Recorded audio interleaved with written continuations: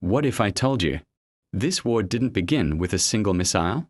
Before the threats, before the drones, before the airstrikes. To understand how Israel and Iran ended up in open war, we need to rewind to 1979. Back then, Iran wasn't Israel's enemy. In fact, under the Shah, Iran quietly traded with Israel. Oil flowed. Intelligence was shared. The two nations weren't best friends, but they weren't enemies either. Then came the Islamic Revolution. The Shah was overthrown. A new regime rose to power in Iran, built on strong anti-Western and anti-Israel ideology. Israel was no longer just a rival. It was declared illegitimate. From that moment on, the hostility never truly stopped. But here's the twist. For decades, they didn't fight directly. Instead, they fought in the shadows. Iran began supporting armed groups like Hezbollah in Lebanon and Hamas in Gaza, groups openly opposed to Israel. Rockets were launched. Airstrikes followed. Cyber attacks happened in silence. Scientists were assassinated. Ships were sabotaged. It was a hidden war. A chess match played across the Middle East. Then came the nuclear question. Israel believed Iran was moving closer to building a nuclear weapon. Iran insisted its program was peaceful.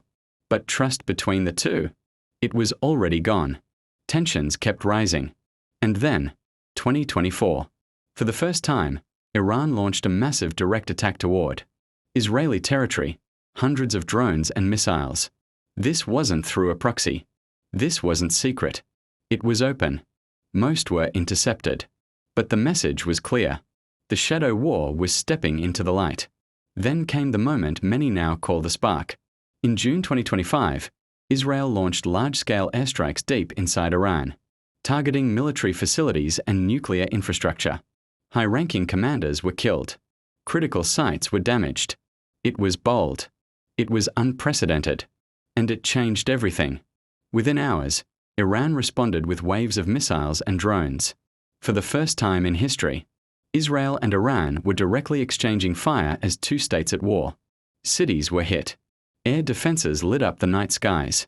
The world held its breath. A fragile ceasefire followed weeks later, but the rivalry didn't disappear. Decades of mistrust, ideology, regional power struggles, and nuclear fears had finally boiled over into open conflict. So when people ask, how did the Israel-Iran war begin?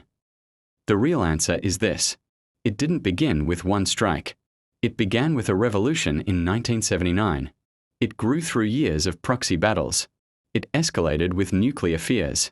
And it exploded when the shadows could no longer contain it.